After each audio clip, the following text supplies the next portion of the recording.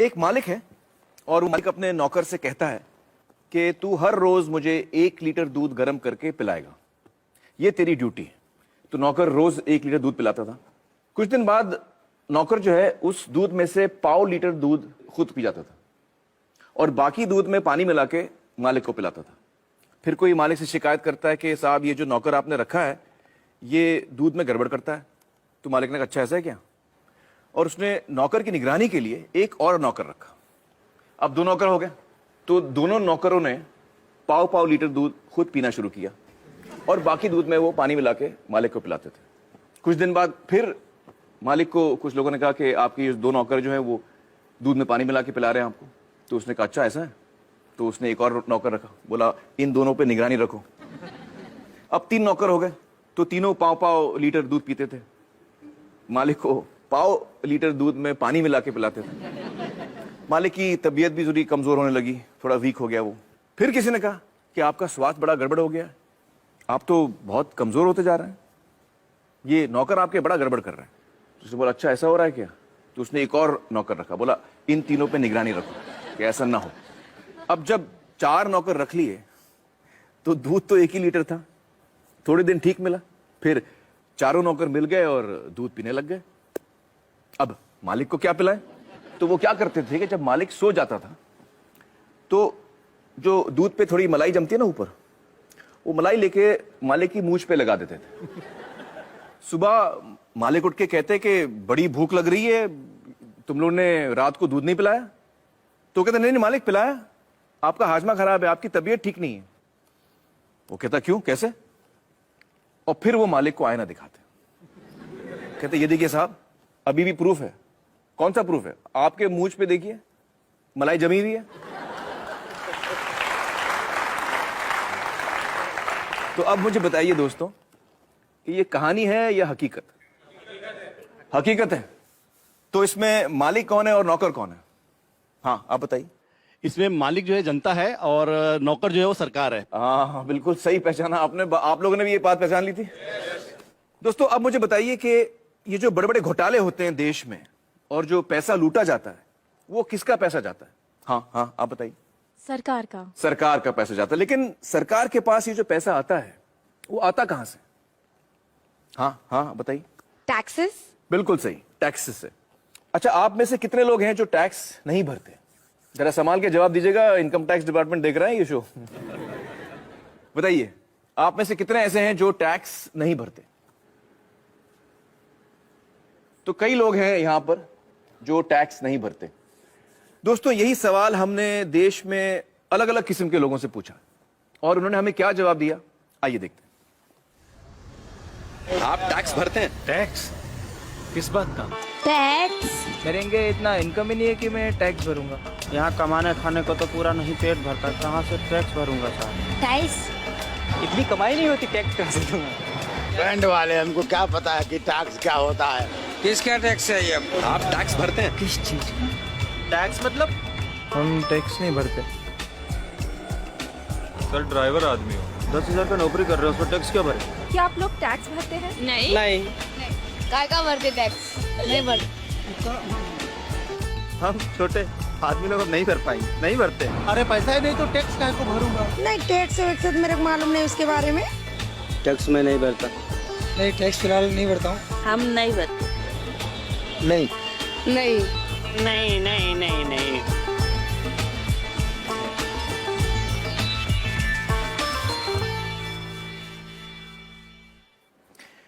दोस्तों हमारे साथ इस वक्त है यामिनी अय्यर जी, जो accountability initiative centre for policy research इस नाम की संस्था के साथ जुड़ी हुई हैं।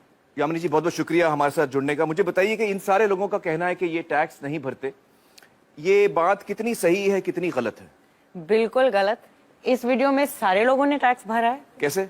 आमिर आप मुझे एक बात बताइए, आपके पास मोबाइल फोन तो होगा? जी। खरीदा था खुद? नहीं मैंने मैनेजर ने लिया था मेरे लिए। हाँ। यहाँ पे किसी ने तो अपना मोबाइल फोन खरीदा होगा। मोबाइल फोन के जो बक्से के पीछे वो पर्ची है उसको ध्यान से देखा था? उस पे क्या लिखा हुआ है?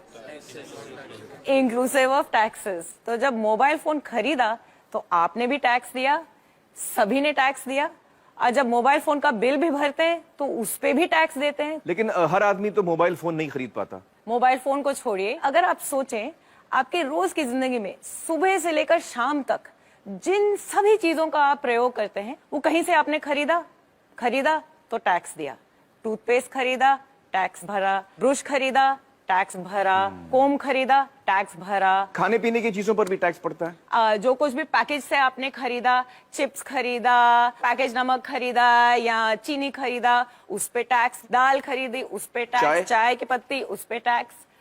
तो हर चीज पे टैक्स लगता ही है। जब सभी ने कहा यहाँ पे कि उन्होंने टैक्स नहीं भरा, उनके मन में एक ही सोच था, मेरी आमदनी नहीं है या शायद कम है, जिसकी वजह से मैंने अपना इनकम टैक्स नहीं भरा। बट असल में दो टाइप के टैक्स होते हैं, एक डायरेक्ट टैक्स जिसका एक उदाहरण है हमारा इनकम टैक्स, और दूसरा इनडायरेक्ट टैक्स। और अगर इन आंकड़ों को ध्यान से देखोगे तो पता लगेगा कि ये जो 1/3 टैक्स केवल ही वो है जो हमारी डायरेक्टली इनकम टैक्स वगैरह से सरकार में आपका पैसा पहुंचता है। जी जी जी। बाकी जो टैक्स है, जो बड़ा हिस्सा है वो अपने इनडायरेक्ट टैक्स से आता है। जो चीजें हम खरीदते हैं सबसे ज्यादा वहां से आता है। तो 2/3 वहां से आता है। बिल्कुल, सुबह से लेकर शाम तक टैक्स भरते रहते हैं हम। तो इसका मतलब ये हुआ कि हर हिंदुस्तानी, चाहे वो गरीब आदमी हो अमीर आदमी हो, टैक्स भरता है। बहुत बहुत शुक्रिया यामिनी जी हमसे बातचीत करने का। Thank you so much. Thank you. तो दोस्तों अब मैं दोबारा आपसे पूछना चाहता हूं कि जब देश में कोई घोटाला होता है और कोई भ्रष्ट नेता या भ्रष्ट अधिकारी सरकार का पैसा लूटता है तो वो असल में किसका पैसा होता है? हम सब का पैसा जाता है, हम सब का जाता है। बिल्कुल सही। मुझे अक्सर ताज्जुब होता है दोस्तों कि जब भी कोई घोटाले की खबर आती है तो मैं देखता हूं कि लोग बड़ा मजा लेकर उसकी बातें करते हैं, हंसते भी हैं कि यार वो 10,000 करोड़ उड़ा के ले गया, कोई 20,000 करोड़ उड़ा के ले गया। इस दफा जब आप कोई घोटाले की खबर पढ़ें तो ये जानकर पढ़ें कि किसी ने हमारे रोज की मेहनत की कमाई का पैसा लूटा है। अच्छा मुझे बताइए कि यहां पर कौन कौन है जिनकी पर्सनल वेल्थ यानी खुद की संपत्ति 10 लाख से ज्यादा है? आप हैं 1 2 3 4 5 6 लोग हैं। तो बहुत ही कम लोग हैं यहां जिनको लगता है कि उनकी संपत्ति 10 लाख से ज्यादा है। चलिए दोस्तों अब हम अपने अगले मेहमान से मिलते हैं, श्री शुभ्रत दास, जो centre for budget and governance accountability इस नाम की संस्था के साथ काम करते हैं। आइए शुभ्रत जी। हमने शुभ्रत जी को जिम्मेदारी दी थी कि ये हमें बताएं कि हमारे देश की संपत्ति यानी हमारी नेशनल वेल्थ कितनी है। बताइए शुभ्रत जी, आपके खोज में क्या सामने आया? आमिर, आपने हमें समय बहुत कम दिया, इसलिए ये आकलन हम लोग पूरा तो नहीं कर पाए हैं। जी। फिर भी 2 बड़े चीजों का आकलन हमने किया है। जी। एक है हाइड्रोकार्बन रिजर्व्स, जी, जिसमें आता है क्रूड ऑयल, नेचुरल गैस, कोल और लिग्नाइट, मतलब कच्चा तेल, कोयला वगैरह। और दूसरा है अदर मिनरल रिसोर्सेज, मतलब खनिज भंडार। कुछ 84-85 अलग अलग तरह के मिनरल रिसोर्सेज हैं जिसका लगभग आधा हम लोगों ने इस एस्टिमेशन में कवर कर लिया है। आधा ही किया आपने? जी। मतलब जो मैंने आपको काम दिया था वो आप पूरा नहीं कर पाए? उतना ही डेटा मिल रहा है। मैं समझ सकता हूं, मजाक कर रहा हूं मैं। पूरे देश की संपत्ति का अंदाजा लगाने चलें तो उसमें बहुत वक्त लग सकता है। बिल्कुल सही कह रहे हैं आप। और इस वक्त में आप सिर्फ 1.5 चीजों का अंदाजा लगा पाए। बिल्कुल। तो आपके इस अंदाजे में क्या सामने आया? आंकड़ा क्या है आप मुझे बताइए। मैं यहाँ पर लिखूंगा। काफी बड़ा है, 5,000। 5,000 से शुरू कीजिए। अब मैं जब तक आपको ना रोकूं आप उसमें और 0 ऐड करते जाइए। जब तक ना रोकें आप? जी। अच्छा,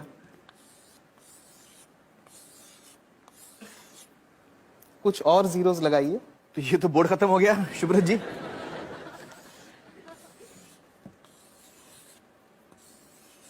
और लगाइए। और लगाओ जी, थोड़ा और, एक और है? एक और। आप सच कह रहे हैं? जी, बस एक और। एक और? जी, एक और लगा दीजिए बस। तो ये कितना बड़ा आंकड़ा है मुझे बताइए आप। ये है 5,000 लाख करोड़ रुपए। 5,000 लाख? 5,000 लाख करोड़ रुपए? 5,000 लाख करोड़ रुपए। मुझे अभी तक समझ में नहीं आ रही है कितना बड़ा फिगर है। अच्छा हमें बताइए कि हमारे देश की जो आबादी है वो करीबन 120 करोड़ की है। तो अगर हम इस आंकड़े को 120 करोड़ लोगों में बांटें तो उसका मूल्य कितना होता है? 40 लाख रुपए। 40 लाख। जी। तो इस वक्त हम आराम से कह सकते हैं कि हम सब 40 लाख के मालिक हैं अपनी अपनी जगह पर, जब हमने सिर्फ 1.5 चीजों का अंदाजा लगाया। चलिए, बहुत बहुत शुक्रिया शुभ्रत जी हमसे बातचीत करने का। Thank you so much. दोस्तों, शुभ्रत, अब आप समझ रहे हैं कि आपकी, हम सब की संपत्ति कम से कम 40 लाख है, और 40 लाख तो सिर्फ 2 बल्कि 1.5 चीजों के अंदाजे पे। अगर हम देश भर की संपत्ति का अंदाजा लगाएं, जिसमें करोड़ों एकड़ जमीन है सरकार के हाथ में, पब्लिक सेक्टर की जो कंपनीज हैं, स्पेक्ट्रम है, और भी बहुत सारी चीजें हैं, इन सब का अगर हम अंदाजा लगाएं, तो मैं इकोनॉमिस्ट तो नहीं हूं, लेकिन हो सकता है कि हम सब इस देश में करोड़पति हों। बच्चा, बूढ़ा, हर इंसान, हम सब करोड़पति हैं। दोस्तों, अब हमें समझ में आ गया कि हमारा देश गरीब तो नहीं है, लेकिन फिर भी जनता इतनी बदहाली में क्यों है? आइए इसका जवाब ढूंढने की कोशिश करते हैं। हिंदुस्तान की धरती को तरह तरह के कुदरती खजानों का वरदान मिला है। हमारी धरती के अंदर ऐसी कीमती प्राकृतिक संपदा छिपी है जो हम सबकी साझी है। लेकिन जहां हमें एक ओर ये वरदान मिला है, वहीं दूसरी ओर जनता के इस खजाने को कुछ गिने चुने लोग और उनकी निजी कंपनियां लूट रही हैं। इसकी एक शर्मनाक मिसाल कर्नाटक के बेल्लारी में सामने आई। प्राकृतिक संपदा से समृद्ध दक्षिण भारत के इस खूबसूरत इलाके का आज ये हश्र कर दिया गया है। बेल्लारी के पहाड़ों से बेहतरीन क्वालिटी का कच्चा लोहा निकलता था। कुछ प्राइवेट कंपनियों ने अवैध तरीके से खनन का पूरा कारोबार अपने हाथों में ले लिया। मुनाफा बढ़ाने के लिए कई गैर कानूनी हथकंडे अपनाए गए। इस घोटाले की जांच कर्नाटक के तत्कालीन लोकायुक्त जस्टिस संतोष हेगड़े ने की। उनकी जांच में ये बात निकलकर सामने आई कि किस तरह से देश की संपत्ति को लूटा गया। कहीं प्रतिबंधित इलाकों में खनन हुआ, कहीं बिना अनुमति के जंगलों को उजाड़ दिया गया, और कहीं तय सीमा से कहीं ज्यादा खनन किया गया। उनकी रिपोर्ट के अनुसार इस घोटाले से जो नुकसान देश को हुआ, उसकी कीमत है 16,000 करोड़ रुपए। सार्वजनिक संपत्ति को निजी स्वार्थ के लिए हड़पने के इस तरह के कई मामलों को काफी नजदीक से देखा है जस्टिस संतोष हेगड़े ने। Thank you so much for joining us justice Hegde. Sir, आपने हमारे देश के एक बहुत बड़े घोटाले की जांच की है, जो बेल्लारी माइनिंग स्कैम के नाम से जाना जाता है। आपकी तहकीकात में क्या सामने आया? जिस तरीके से वहाँ हमारे देश के प्राकृतिक संसाधनों की लूट हुई, जो असल में नागरिकों की संपत्ति है, वो विश्वास के परे है। उनके दिमाग में सिर्फ एक ही चीज थी, पैसा बनाना किसी भी कीमत पर। सरकार को जो पैसा उस वक्त हर एक मैट्रिक टन के खनन के लिए दिया जा रहा था, वो था सिर्फ 27 रुपए प्रति टन। और उसी एक टन के लिए एक्सपोर्टर्स माल कहाँ भेज रहे हैं, कितनी दूर भेज रहे हैं, उसके हिसाब से 6 से 7 हजार रुपए कमा रहे थे। ओ बाप रे। जब वो लोग इस काम में उतरे, तब कुछ नहीं था उनके पास, पर देखते ही देखते 2-2, 3-3 हेलीकॉप्टर, हवाई जहाज, उनके उड़ने के लिए रनवे, सब कुछ बना लिया उन्होंने। सोने के सिंहासन बना लिए उन्होंने अपने लिए। मैंने जो अपनी रिपोर्ट दी थी, उसमें क्या सामने आया कि कर्नाटक के 3 मुख्यमंत्री दोषी पाए गए। उसमें वो मुख्यमंत्री भी शामिल थे जो उस वक्त सत्ता में थे। 9 और मंत्री भी दोषी पाए गए थे। उसके अलावा 797 अधिकारी, जिसमें 14 IAS अफसर थे, कर्नाटक एडमिनिस्ट्रेटिव सर्विस के अफसर थे, और कई और विभागों के अफसर, सब शामिल थे। मतलब लगभग पूरा प्रशासन इसमें शामिल था। मुझे लगता है कि हम सब के लिए एक बात समझना बहुत जरूरी है, खासतौर से जो नौजवान यहाँ बैठे हैं, कि जिस तरफ हम जा रहे हैं, अगर हम इस बर्बादी को यहीं नहीं रोकेंगे, इस पर अंकुश नहीं लगाएंगे, तो हम बहुत मुश्किल में फंस जाएंगे। देखिए, 1950 के दशक में एक घोटाला हुआ था, जीप स्कैम। उसमें देश को 52 लाख रुपयों का नुकसान हुआ। उस वक्त के हिसाब से एक बड़ी रकम थी, पर फिर भी आप देखिए कि 52 लाख में कितने जीरो होते हैं। और भी कई घोटाले थे, LIC में मुंद्रा घोटाला, भारत बैंक का डालमिया घोटाला, नगर वाला स्कैम सेंट्रल बैंक में। हर साल घोटाले होते थे। सोचने वाली बात यह भी है कि सब घोटाले तो बाहर भी नहीं आते हैं। 100 में से कोई 1 या 2 ही जनता के सामने आ पाते हैं। अब 2010 पे आते हैं। कॉमनवेल्थ गेम्स, 70,000 करोड़ का घोटाला। 2G scam, 1,76,000 crore. 2012 पे आइए, कोलगेट घोटाला, 1,86,000 करोड़। अगर 1,86,000 करोड़ रुपए का एक घोटाला होता है, तो देश की अर्थव्यवस्था पर क्या असर होगा, आप अंदाजा लगा सकते हैं। 1987 में देश के प्रधानमंत्री ने क्या कहा था, वो याद कीजिए। स्वर्गीय राजीव गांधी ने कहा था कि सरकार 1 रुपया गरीबों के लिए खर्चती है तो उसमें से सिर्फ 15 पैसे ही उन तक पहुंचते हैं। कुछ वक्त पहले कर्नाटक में हमने पढ़ा कि गरीबों को 1 रुपए किलो चावल देने की घोषणा हुई है, जिसके लिए सरकार एक मोटी रकम खर्च कर रही है। कुछ हफ्ते ही बीते थे कि अखबारों में ये रिपोर्ट्स आनी शुरू हो गईं कि जो पैसा गरीबों को 1 रुपए के हिसाब से चावल देने के लिए खर्चा जा रहा है, उससे जो चावल खरीदा जाता है वो या तो एकदम सड़ा हुआ होता है, या जहां अच्छे चावल की खरीद हुई है वहां उसे गोदामों से चुरा चुरा के प्राइवेट लोगों को दे दिया गया है। इस तरीके से पैसे की लूट हो रही है। कैसे बच पाएंगे हम? सर, इस तरह के घोटालों का, भ्रष्टाचार का आम लोगों की जिंदगी पर कैसे असर पड़ता है? आप अपने रोजमर्रा के खर्चों को देखिए। पिछले साल के मुकाबले इस साल कितनी महंगाई है, क्योंकि जो पैसा देश के विकास के लिए रखा गया है, जिसे देश की प्रगति के लिए इस्तेमाल में लाना चाहिए, वो पैसा 85% चुरा लिया जाता है। देश के प्रधानमंत्री ने कहा था, मैं नहीं कह रहा, मेरे अंदाजे से तो अगर 1988 में 1 रुपए में 15 पैसे ही सही जगह पर पहुंचते थे तो आज 5 रुपयों में से 15 पैसे पहुंचेंगे। ये हो रही है हमारी तरक्की। हम लोग, आप हेल्थ केयर को लीजिए, सरकारी अस्पतालों को काफी नजदीक से मैंने देखा है कि वहां क्या हो रहा है। मैं आपको एक मिसाल देता हूँ। 2010 में एक गांव की महिला डिलीवरी के लिए सरकारी अस्पताल आई, उससे पैसे मांगे गए, उसके पास पैसे नहीं थे।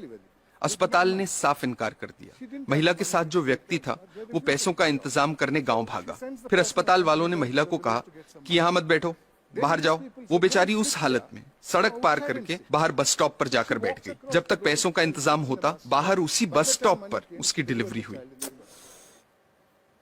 ये किस तरह के समाज में जी रहे हैं हम?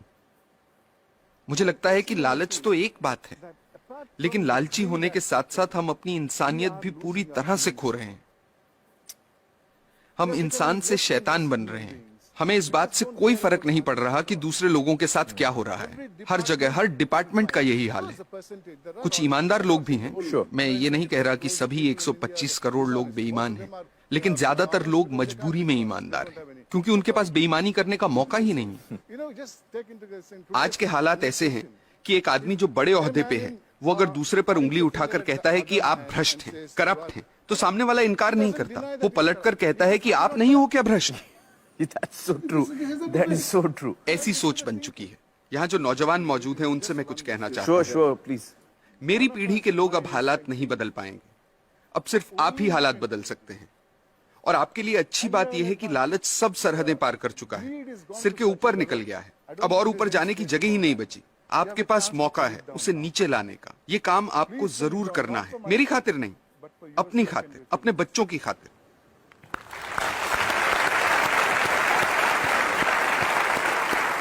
सर, हमें सख्त जरूरत है आप जैसे लोगों की जो हमारे लोकतंत्र को बचा के रख सकें। बहुत बहुत शुक्रिया हमारे साथ बातचीत करने का। Thank you so much sir. दोस्तों, सोचने की बात है कि जिनके हाथों में हम अपनी संपत्ति की चाबी दे रहे हैं, वो हमारी संपत्ति को कैसे लूट रहे हैं। आपको याद होगा मेरी मालिक और नौकर वाली कहानी। एक मालिक है और वो मालिक अपने नौकर से कहता है कि तू हर रोज मुझे 1 लीटर दूध गर्म करके पिलाएगा, ये तेरी ड्यूटी है। तो नौकर रोज 1 लीटर दूध पिलाता था। कुछ दिन बाद नौकर जो है उस दूध में से 1/4 लीटर दूध खुद पी जाता था और बाकी दूध में पानी मिला के मालिक को पिलाता था। फिर कोई मालिक से शिकायत करता है कि साहब, ये जो नौकर आपने रखा है ये दूध में गड़बड़ करता है। तो मालिक ने कहा, अच्छा ऐसा है क्या? और उसने नौकर की निगरानी के लिए एक और नौकर रखा। अब 2 नौकर हो गए, तो दोनों नौकरों ने 1/4 लीटर दूध खुद पीना शुरू किया और बाकी दूध में वो पानी मिला के मालिक को पिलाते थे। कुछ दिन बाद फिर मालिक को कुछ लोगों ने कहा कि आपके ये 2 नौकर जो हैं वो दूध में पानी मिला के पिला रहे हैं आपको। तो उसने कहा, अच्छा ऐसा है? तो उसने एक और नौकर रखा, बोला इन दोनों पे निगरानी रखो। अब 3 नौकर हो गए, तो तीनों 1/4 लीटर दूध पीते थे। मालिक को 1/4 लीटर दूध में पानी मिला के पिलाते थे। मालिक की तबीयत भी थोड़ी कमजोर होने लगी, थोड़ा वीक हो गया वो। फिर किसी ने कहा कि आपका स्वास्थ्य बड़ा गड़बड़ हो गया, आप तो बहुत कमजोर होते जा रहे हैं, ये नौकर आपके बड़ा गड़बड़ कर रहे हैं। तो उसने बोला, अच्छा ऐसा हो रहा है क्या? तो उसने एक और नौकर रखा, बोला इन तीनों पे निगरानी रखो कि ऐसा ना हो। अब जब 4 नौकर रख लिए तो दूध तो 1 ही लीटर था। थोड़े दिन ठीक मिला, फिर चारों नौकर मिल गए और दूध पीने लग गए। अब मालिक को क्या पिलाएं? तो वो क्या करते थे कि जब मालिक सो जाता था तो जो दूध पे थोड़ी मलाई जमती है ना ऊपर, वो मलाई लेके मालिक की मूंछ पे लगा देते थे।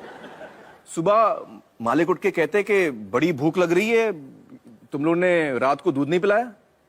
तो कहते नहीं नहीं मालिक पिलाया, आपका हाजमा खराब है, आपकी तबीयत ठीक नहीं है। वो कहता क्यों, कैसे? और फिर वो मालिक को आईना दिखाते, कहते ये देखिए साहब, अभी भी प्रूफ है।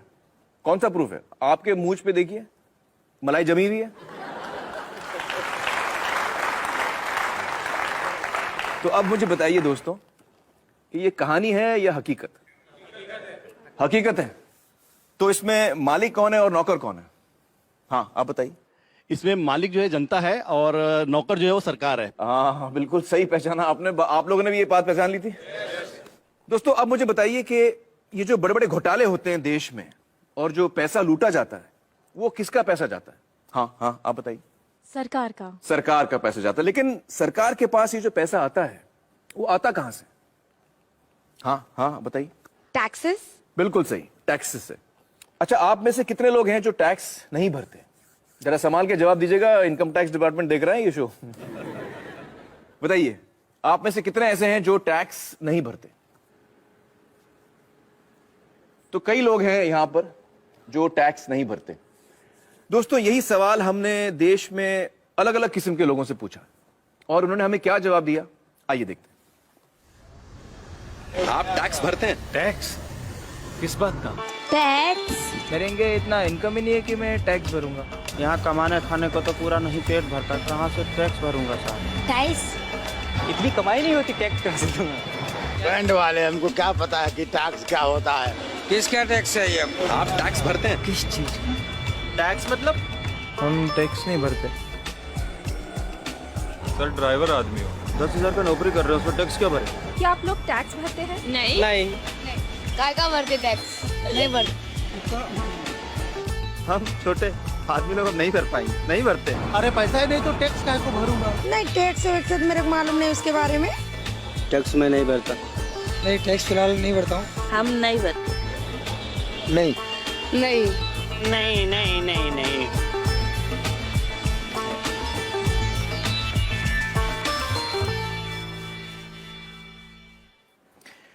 दोस्तों हमारे साथ इस वक्त है यामिनी अय्यर जी, जो accountability initiative centre for policy research इस नाम की संस्था के साथ जुड़ी हुई हैं। यामिनी जी बहुत बहुत शुक्रिया हमारे साथ जुड़ने का। मुझे बताइए कि इन सारे लोगों का कहना है कि ये टैक्स नहीं भरते, ये बात कितनी सही है कितनी गलत है?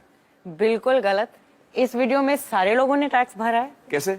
आमिर आप मुझे एक बात बताइए, आपके पास मोबाइल फोन तो होगा? जी। खरीदा था खुद? नहीं, मैंने मैनेजर ने लिया था मेरे लिए। हाँ। यहाँ पे किसी ने तो अपना मोबाइल फोन खरीदा होगा। मोबाइल फोन के जो बक्से के पीछे वो पर्ची है उसको ध्यान से देखा था? उस पे क्या लिखा हुआ है?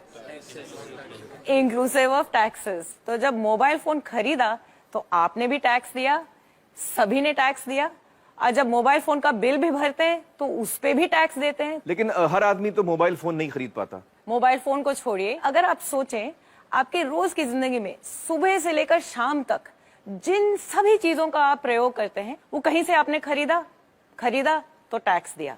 टूथपेस्ट खरीदा, टैक्स भरा। ब्रश खरीदा, टैक्स भरा। कोम खरीदा, टैक्स भरा। खाने पीने की चीजों पर भी टैक्स पड़ता है। जो कुछ भी पैकेज से आपने खरीदा, चिप्स खरीदा, पैकेज नमक खरीदा या चीनी खरीदा, उस पे टैक्स। दाल खरीदी, उस पे टैक्स। चाय की पत्ती, उस पे टैक्स। तो हर चीज पे टैक्स लगता ही है।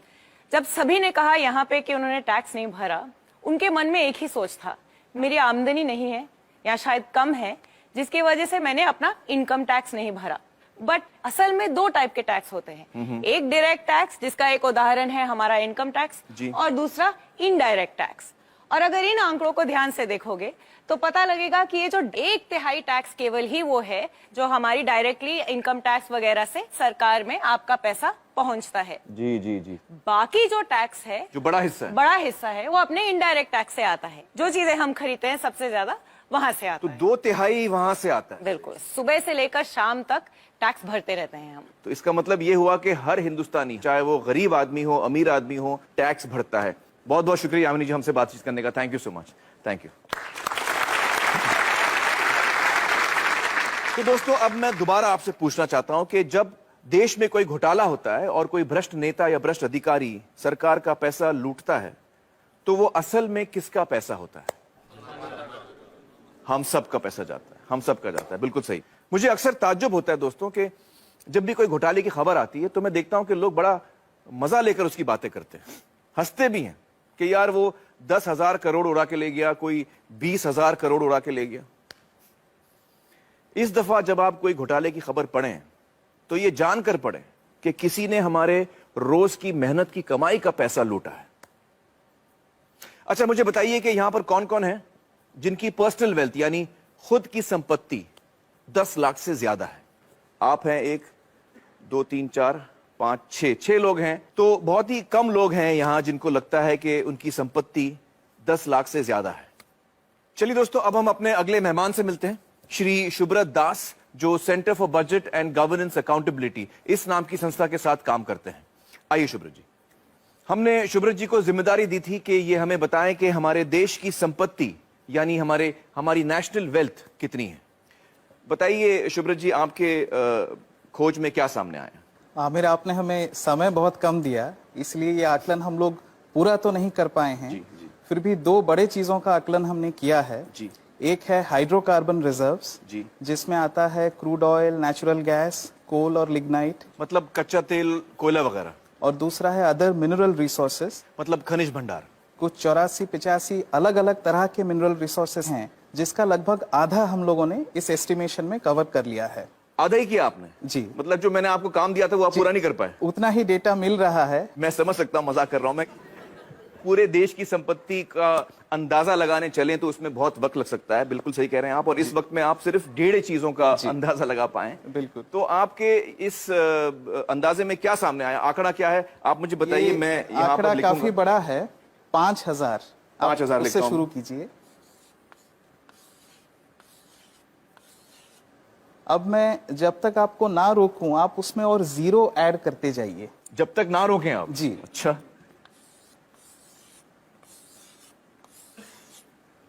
कुछ और जीरोस लगाइए। तो ये तो बोर्ड खत्म हो गया शुभ्रत जी।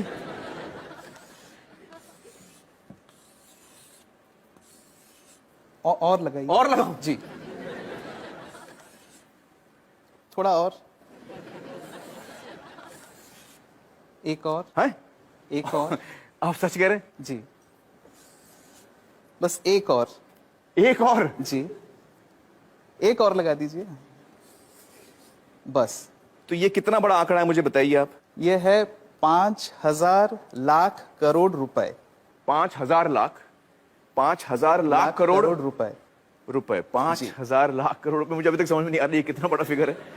अच्छा हमें बताइए कि हमारे देश की जो आबादी है वो करीबन 120 करोड़ की है। तो अगर हम इस आंकड़े को 120 करोड़ लोगों में बांटें तो उसका मूल्य कितना होता है? 40 लाख रुपए। 40 लाख। तो इस वक्त हम आराम से कह सकते हैं कि हम सब 40 लाख के मालिक हैं अपनी अपनी जगह पर, जब हमने सिर्फ 1.5 चीजों का अंदाजा लगाया। चलिए बहुत बहुत शुक्रिया शुभ्रत जी हमसे बातचीत करने का। Thank you so much. दोस्तों शुभ्रत, अब आप समझ रहे हैं कि आपकी, हम सब की संपत्ति कम से कम 40 लाख है। और 40 लाख तो सिर्फ 2 बल्कि 1.5 चीजों के अंदाजे पे। अगर हम देश भर की संपत्ति का अंदाजा लगाएं जिसमें करोड़ों एकड़ जमीन है सरकार के हाथ में, पब्लिक सेक्टर की जो कंपनीज हैं, स्पेक्ट्रम है, और भी बहुत सारी चीजें हैं, इन सब का अगर हम अंदाजा लगाएं तो मैं इकोनॉमिस्ट तो नहीं हूं लेकिन हो सकता है कि हम सब इस देश में करोड़पति हों। बच्चा, बूढ़ा, हर इंसान, हम सब करोड़पति हैं। दोस्तों अब हमें समझ में आ गया कि हमारा देश गरीब तो नहीं है, लेकिन फिर भी जनता इतनी बदहाली में क्यों है? आइए इसका जवाब ढूंढने की कोशिश करते हैं। हिंदुस्तान की धरती को तरह तरह के कुदरती खजानों का वरदान मिला है। हमारी धरती के अंदर ऐसी कीमती प्राकृतिक संपदा छिपी है जो हम सबकी साझी है। लेकिन जहां हमें एक ओर ये वरदान मिला है, वहीं दूसरी ओर जनता के इस खजाने को कुछ गिने चुने लोग और उनकी निजी कंपनियां लूट रही हैं। इसकी एक शर्मनाक मिसाल कर्नाटक के बेलारी में सामने आई। प्राकृतिक संपदा से समृद्ध दक्षिण भारत के इस खूबसूरत इलाके का आज ये हश्र कर दिया गया है। बेलारी के पहाड़ों से बेहतरीन क्वालिटी का कच्चा लोहा निकलता था। कुछ प्राइवेट कंपनियों ने अवैध तरीके से खनन का पूरा कारोबार अपने हाथों में ले लिया। मुनाफा बढ़ाने के लिए कई गैर कानूनी हथकंडे अपनाए गए।